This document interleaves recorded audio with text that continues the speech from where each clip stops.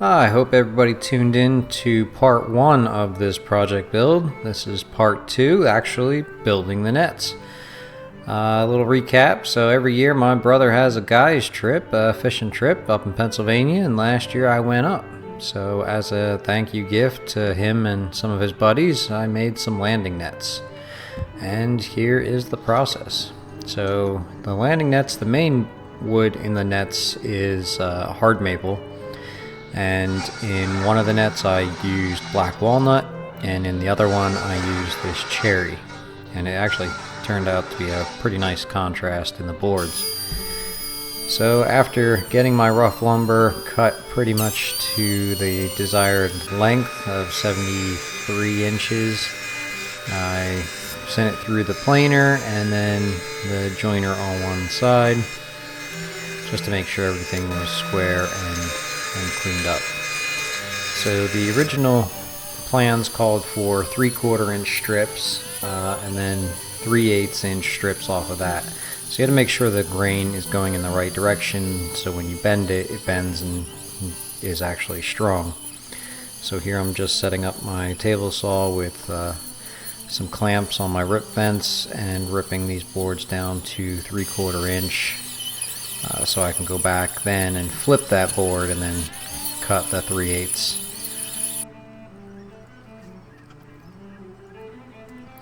And here I'm just adding a little bit of painter's tape to give it a cleaner cut.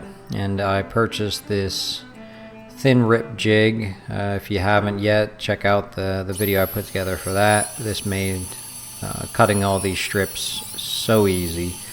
You just set it to the thickness you want, and then you just keep adjusting the rip fence, and then you have consistent cuts throughout.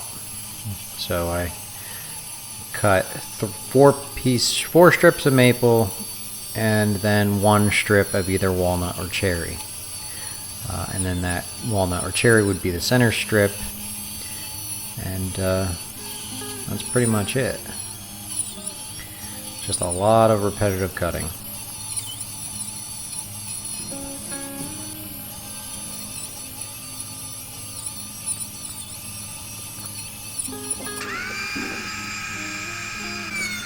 I did over purchase on my walnut, maple, and cherry, so I did have some extra to make some bottle openers. I have a lot left over for, hopefully soon I'll be making some cutting boards and some other projects.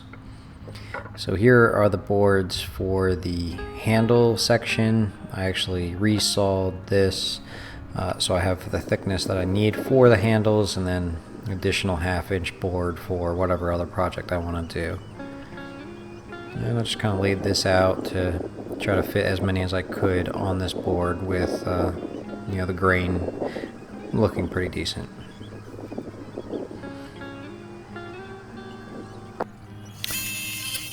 And this will all be sanded down, so I just rough cut this with my battery operated jigsaw.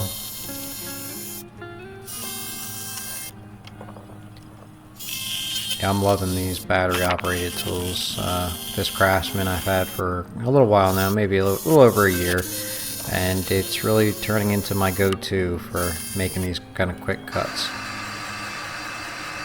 And then over to my sander to clean all that up and get a decent profile.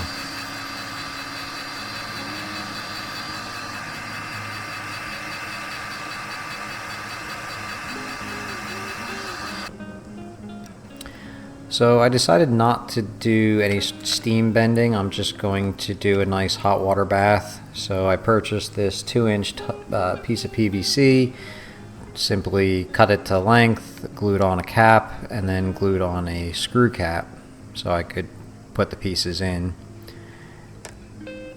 And this was actually the first time that I was trying this process. I probably should have recorded my 3rd or 4th time when I got it down. So what I did first was I used a ratchet strap and strapped it to a garbage can, and then just messily kind of poured it over. Eventually I just leaned it up against my 4-foot chain link fence on an angle, and then it was much easier to deal with than getting a step ladder and everything out. And I just let it sit in that form for about an hour, and I just used the hot water out of the tub, so that was enough to make it pliable. And again, this is my first time, so I kind of started panicking about getting it in the jig very quickly. So after I got the hang of it, I learned to pull the two tails all the way over and then put a clamp, and then I could do this by myself and put this, and this is just dry, there's no glue, it's just from the water bath, so it gains the form. And then I let this sit overnight, and you can see, yeah, those tails are very long. But once I was able to clamp everything in place, I used a couple of shims to pry it and prop it where it needed to be. And then I just over tightened everything and let it sit.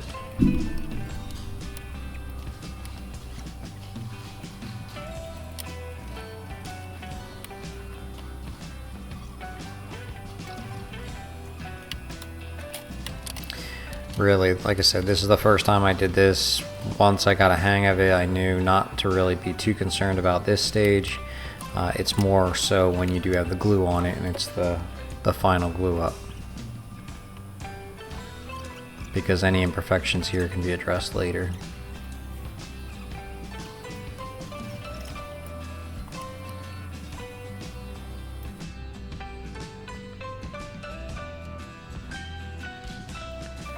So after 24 hours of just sitting in the mold, I popped all my clamps out, and then I was ready for the glue up.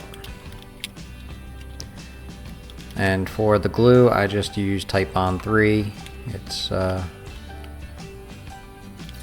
was either that or Gorilla Glue.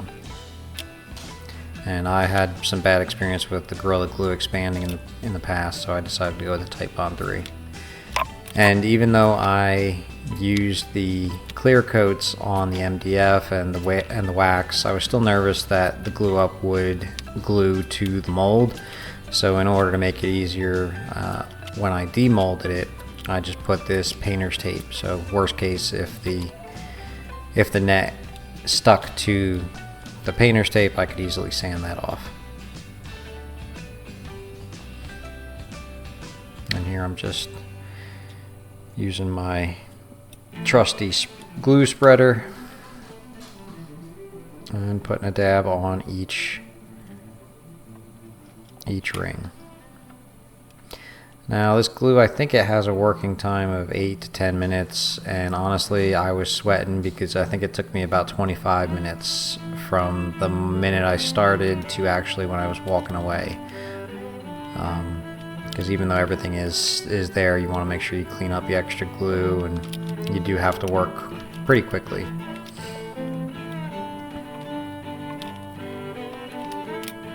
And the one thing I would say too is make sure you have plenty of wood shims, because the shims really did help getting a little bit more pressure on cleaning up any of those gaps.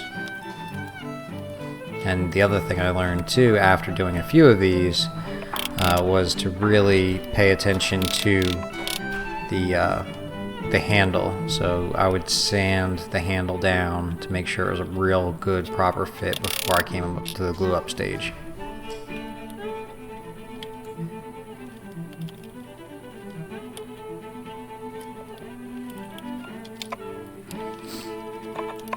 And along with those shims, you do just also want to make sure that each of the strips are flush to the bottom. And I wasn't really too careful on that on the first one. So once it sat in that form for 24 hours, I unmolded it and then went straight to sanding.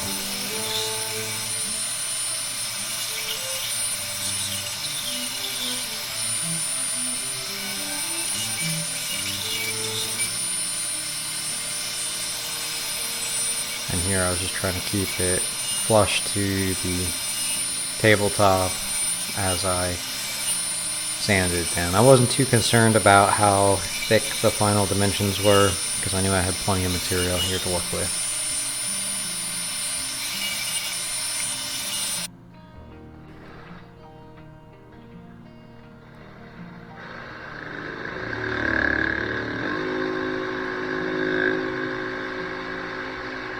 once I cut those tails off with the jigsaw, I just did a little bit more sanding and shaping. And I had a little bit of gaps on a couple of them that I had to use a little bit of CA glue and some sawdust, but once I got to the third and fourth one, I was pretty down pat on how to get them in the mold and get them correct. So this is a 1/8 inch bit with a large bearing, and that is to put the groove in the outside of the landing net to accept the micro paracord that will be used to string the net. So I just made sure that that bit was riding so it would cut halfway into the material, and made sure I had the net solid to the table, and then there is that groove.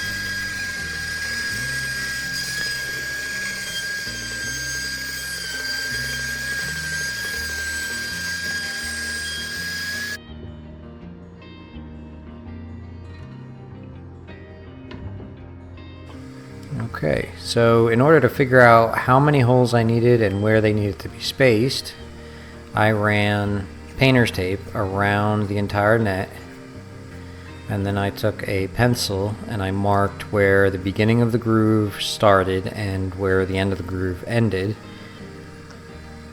and I put a piece of painter's tape on the net and counted how many holes there were in the net. So once I knew that, I took the painter's tape off, measured it out, got the length, and then figured out how much spacing I would need for each of those holes. And I marked that with my compass, and then I just reattached it and then punched each one with my Sharpie, and that is where all the holes needed to be. So I just took my small bit, and with a backer block to avoid any blowout or anything like that, I drilled each of the holes. Made sure to keep my drill as straight as I could. And here, this is not the final netting, string up of the netting. I just wanted to do this to make sure before I drilled all the other nets that this spacing was actually correct. So basically I ran through each hole twice. So I went through and just made a loop. And here I'm just drilling for the stainless steel ring at the end for the lanyard. And again, I just wanted to drill this first to make sure that it would work and there would be no blowout or splitting or anything like that.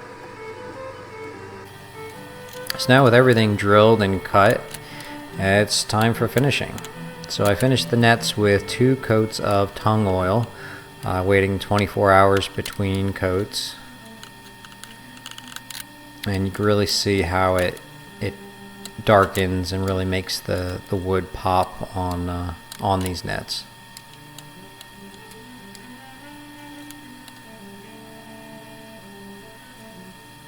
That's a little before and after of the cherry and maple.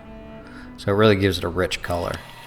So after the 2 coats, I started applying the polyurethane. Now this is exterior polyurethane, and I'm brushing it on, trying to do my best not to get any bubbles or anything like that. And then in between each coat, I am hitting it with a sandpaper, and then I did 7 coats of poly. So this is the final product with everything strung up. I was kind of rushing toward the end, so I did miss a little bit of video, but it did get delivered for Christmas. So I was able to give one to my brother, his friend, and the buddy that helped me land my first trout. And here he took it out Christmas Day.